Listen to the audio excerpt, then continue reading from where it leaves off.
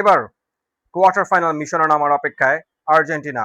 তাদের প্রতিপক্ষকে সবাই জানি আমরা, মিশর, মোহাম্মদ সালাহর মিশর। সো নিঃসন্দেহে একটা জিনিস বলা যায় যে এই লড়াইটা হতে যাচ্ছে দুই মহাতারকা, দুই কিংবদন্তির, একজন মিশরের মোহাম্মদ সালাহ এবং লিওনেল মেসি, আর্জেন্টিনার কিংবদন্তি বিশ্বকাপ জয়ী তারকা।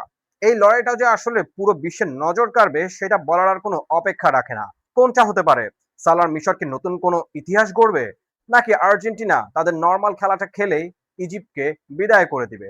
কেপ ভার্দের বিপক্ষে আসলে তারা যেভাবে খেলেছিল, জয় তাদের প্রাপ্য, যেহেতু তারা চ্যাম্পিয়ন মেন্টালিটি নিয়ে আসলে মাঠে নামছে। সো তারা যে যেই কোনো ভাবে জয়টা ছিনিয়ে আনবে এটা মোটামুটি নিশ্চিত ছিল। কিন্তু কেপ ভার্দে আসলে যে কষ্টটা বা যে পরিশ্রমটা আসলে মেসিদেরকে করাইছে, এইটা কেপ ভার্দের জন্য একটা ইতিহাস। তো আমরা সেই দিকে না যাই, তো এই ম্যাচটা বাদ দিয়ে সবশেষ টানা 8 ম্যাচ ধরে যদি আমরা বলি যে বিশ্বকাপের বাইরে সব মিলিয়ে 8টা ম্যাচ ধরে আর্জেন্টিনা এখনো পর্যন্ত অপরাজিত। তো সেই দিক থেকে আর্জেন্টিনা কিন্তু বেশ ছন্দে আছে। কিন্তু লাস্ট ম্যাচটা অর্থাৎ কেপ ভার্দের বিপক্ষে ম্যাচের পর কিন্তু এখনো যেটা জানা যাচ্ছে যে প্লেয়াররা এখনো সম্পূর্ণভাবে আসলে ফিট হতে পারেনি। এটা যদিও আগের খবর, বর্তমানের কি অবস্থা আমরা খুব একটা জানি না। আর এটা এটা ছাড়া আমরা যদি বলি যে আর্জেন্টিনা রাউন্ড অফ 16-এর এই সার্কেলটা থেকে মানে বিদায় নেওয়ার রেকর্ডটা খুবই কম। সেটা একবার 1994 সালে, আর এই শতাব্দীতে 2018 সালে আর্জেন্টিনার সাথে এরকম ঘটনা ঘটেছিল 9 বার পার্টিসিপেট করে, কিন্তু 9 বারের মধ্যে তারা 7 বারই কিন্তু আসলে খুব সহজেই কোয়ার্টার ফাইনালে চলে গিয়েছিল। তো সেই জায়গা থেকে ইজিপ্টের বিপক্ষে এদিকটাতে কিছুটা এগিয়ে থাকতে পারে আলবিসেলেস্তারা। আর অন্যদিকে আমরা যদি মিশরের কথা বলি, 1934 সালে যেবার প্রথম 16টা দল অংশগ্রহণ করছিল, সেইবার তারা সরাসরি নকআউট পর্বে খেলতে পারছিল। আর তারপর এইবার অর্থাৎ 2026, প্রায় দীর্ঘ একটা সময় পর মিশর তারা গ্রুপ পর্ব পার করে তারা রাউন্ড অফ 32-তে খেলে সবকিছু পার করে তারা নকআউট পর্বের একটা পর্যায়ে এসে থামতে পারছে। এখন সেখানে প্রতিপক্ষ হচ্ছে আর্জেন্টিনা, 3 বারের বিশ্ব চ্যাম্পিয়ন এবং বর্তমান ডিফেন্ডিং চ্যাম্পিয়ন। সো তাদের জন্য এবার পরীক্ষাটা হতে পারে বেশ বেশ কঠিন। এবার আসি আমরা একটু দুই দলের ফ্যাক্ট নিয়ে। সেটা হচ্ছে লাস্ট ম্যাচটায় কেপ ভার্দের বিপক্ষে ম্যাচের পর কিন্তু প্লেয়াররা জানিয়েছে যে তারা আসলে এখনো নিজেদেরকে ওভাবে রিকভারিটা এখনো হয়তো সেরে উঠতে পারেনি। যেটা আমি তখনও বলেছি যে এটা এখনো কতটুকু নিশ্চিত বা তারা কতটুকু আসলে ইয়ে হয়েছে এটা আমি বলতে পারবো না। অবশ্যই তারা ছন্দে ফিরবে। তবে লাস্ট ম্যাচে যেটা হয়েছে যে 80 মিনিটের দিকে মেদিনা সে কিন্তু আসলে উঠে যায়। এখন ধারণা করা হচ্ছে যে তার একটা ইনজুরির সমস্যা থাকতে পারে। এখন যদি সামহাও সে ইনজুরির প্রবলেমে থাকে তাহলে তার জায়গাতে হয়তোবা তাগলিয়াফিকোকে আমরা নাম দেখতে পারি। এটা ছাড়া এই ম্যাচে বরাবরের মতোই আমরা যদি দেখি যে আমাদের মিডফিল্ডে আপনার ম্যাকঅ্যালিস্টার, এনজো ফার্নান্দেজ, ডি পল, আর ওই পাশ থেকে থিয়াগো আলমাদা। কিন্তু লাস্ট ম্যাচটাতে হয়তোবা থিয়াগো আলমাদা খুব একটা নজর কাটতে পারে নাই।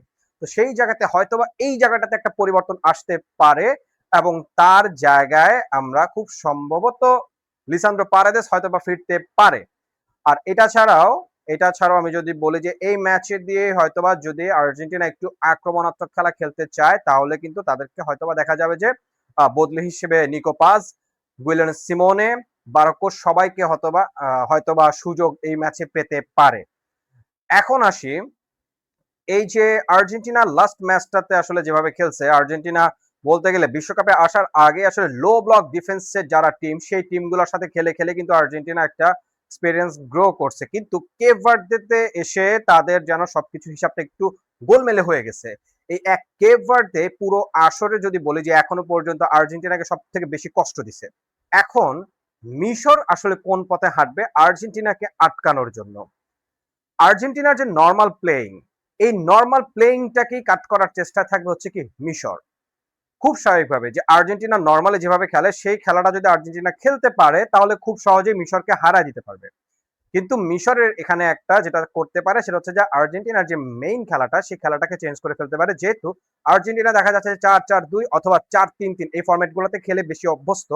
তো সেই জায়গায় হয়তোবা এমনও হতে পারে যে মিশর 4-5-1 অথবা 4-1-2-3, সো এই ফরমেশন গুলাতে খেলে ওরা মিডের মধ্যে একটা ব্লক তৈরি করার চেষ্টা করবে, মিডে একটা ওভারলোড করার ট্রাই করবে, যাতে করে আর্জেন্টিনা মিডে যেভাবে আসলে নিজের কন্ট্রোলটা ধরে রাখে সেই কন্ট্রোলটাকে ব্রেক করার একটা ট্রাই করবে।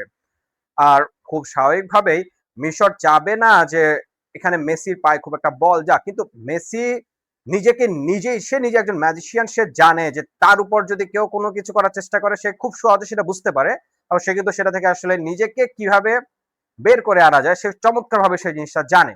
এখন মিশর আসলে তাকে কতটুকু আটকে রাখতে পারবে এটা একটা বড় প্রশ্ন। এখন মিশরের আপনি যদি লাস্ট খেলাগুলো দেখেন, মিশর কিন্তু বরাবরই একটা কাজ করে যে তারা প্রতিপক্ষের ডি বক্সের ভেতরে কিন্তু একটা ওভারলোড সৃষ্টি করার সবসময় ট্রাই করছে, এবং এটা আমরা লাস্ট যদি আমরা প্রত্যেকটা ম্যাচই যদি বলি যে গ্রুপ পর্বের, সেটা ইরানের বিপক্ষেও দেখা গেছে, কিংবা আমরা যদি বলি নিউজিল্যান্ডের বিপক্ষেও দেখা গেছে।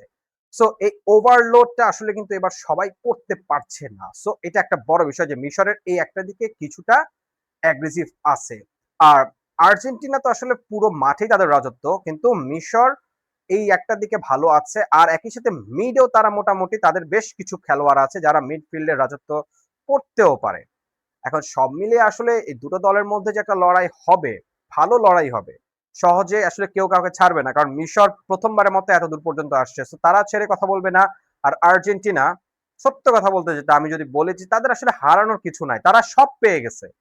তাদের জন্য তারা এখন, আমার যেটা মনে হচ্ছে, তারা আসলে এই ফুটবল বিশ্বকাপটাকে তারা এনজয় করতেছে, তারা মানে তারা মজা নিয়ে খেলতেছে, তারা একদম চিল মুডে খেলতেছে, যেটা আমার কাছে ধারণা। এই জন্য দেখবেন যে তাদের প্রত্যেকটা ম্যাচই কিন্তু তারা যেভাবে হোক না খুব সুন্দর করে বের করে ফেলতেছে।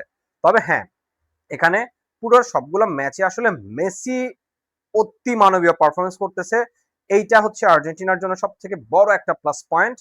সো এখন আসলে এই ম্যাচে কি হতে পারে সেটা এখনো আসলে ধারণা করা যাচ্ছে না, বা কি বলবো।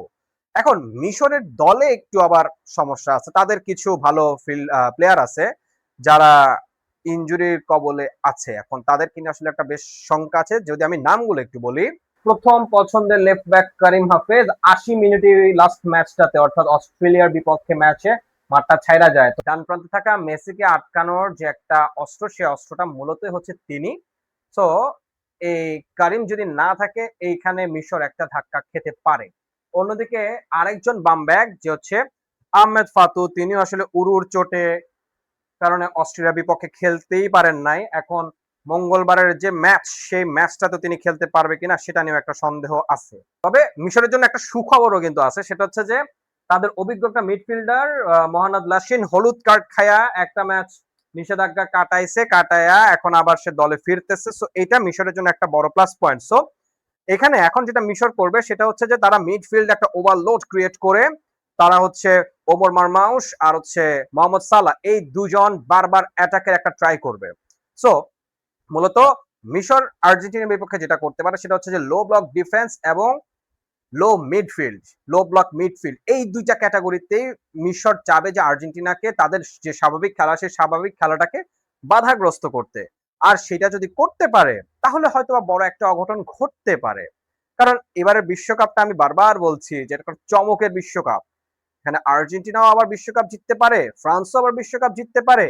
আর লাস্টে ইংল্যান্ডের ম্যাচটা যদি আপনারা দেখে থাকেন মেক্সিকোর বিপক্ষে, ভাই ইংল্যান্ড অসাধারণ খেলছে, ইংল্যান্ডেরও একটা জেতার সম্ভাবনা আছে, যেই জিতুক না কেন। আসলে এবারের বিশ্বকাপটা অন্যরকম একটা বিশ্বকাপ। ব্রাজিল বাদ, জার্মানি বাদ, নেদারল্যান্ডস বাদ, উরুগুয়ে বাদ, সব অনেক বড় বড় টিমগুলো বাদ পড়ে যাচ্ছে। এখনো অনেকে টিকে আছে, কিন্তু লাস্ট পর্যন্ত কে টিকে থাকবে সেটা বলাটা বেশ মুশকিল। এখন অতীত পরিসংখ্যান আমরা যদি আসি, যে ইজিপ্টের সাথে আসলে আর্জেন্টিনা এখনো পর্যন্ত মুখোমুখি হয়েছে মাত্র দুইবার, একবার ২০০৮ সালে, আরেকবার ১৯২৮ সালের সামার অলিম্পিকের সময়।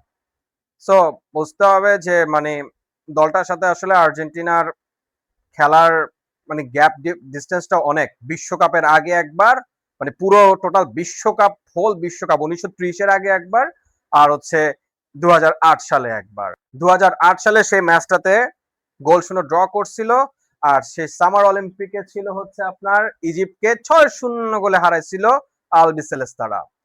তাই এই পরিসংখ্যানটাকে আসলে এবারের পরিসংখ্যানের সাথে মিলায় কোনো লাভ নাই, কারণ এবারের পুরো গেমগুলো, প্রত্যেকটা গেমই হচ্ছে কি, কে নিজেদেরকে মাঠে কতক্ষণ টিকায় রাখতে পারতেছে, কে নিজেদের মেন্টালিটিকে কতক্ষণ কাজে লাগাইতে পারতেছে, কে মাথা ঠান্ডা রেখে একদম পরিস্থিতি বুঝে, সুযোগ বুঝে, যারা আক্রমণ বা ডিফেন্স বা যাই বলে না কেন সবকিছু ঠিকঠাক ভাবে পারফেক্ট ভাবে করতে পারতেছে। এবার কিন্তু ম্যাচগুলো তারাই বের করতে পারতেছে। যদি আমি একটু উদাহরণ দিই ছোট্ট করে, যে লাস্ট ম্যাচটা আপনারা যদি দেখেন যে নরওয়ে আর ব্রাজিল নরওয়ের কাছে 2-1 গোলে হেরে বিদায় নিছে। বিশ্বকাপটা এমনই একটা জায়গা, এখানে যে যত বেশি নিজেদেরকে ধরে রাখতে পারবে, নিজেদের স্ট্রেংথ ধরে রাখতে পারবে, নিজেদের মেন্টালিটিকে ধরে রাখতে পারবে, নিজেদের পারফরমেন্সকে ধরে রাখতে পারবে, বিজয় তাদের হবে। আর্জেন্টিনা নাকি মিশর, কার হাতে উঠছে কোয়ার্টার ফাইনালের টিকিট, সেটা এখন দেখার অপেক্ষায় ফুটবল বিশ্ব। আর আমার এই ভিডিওটি যদি আপনাদের ভালো লেগে থাকে তাহলে অবশ্যই লাইক, কমেন্ট, শেয়ার এবং বিয়ন্ড অন সাইড চ্যানেলটিকে সাবস্ক্রাইব করতে ভুলবেন না। ধন্যবাদ সবাইকে।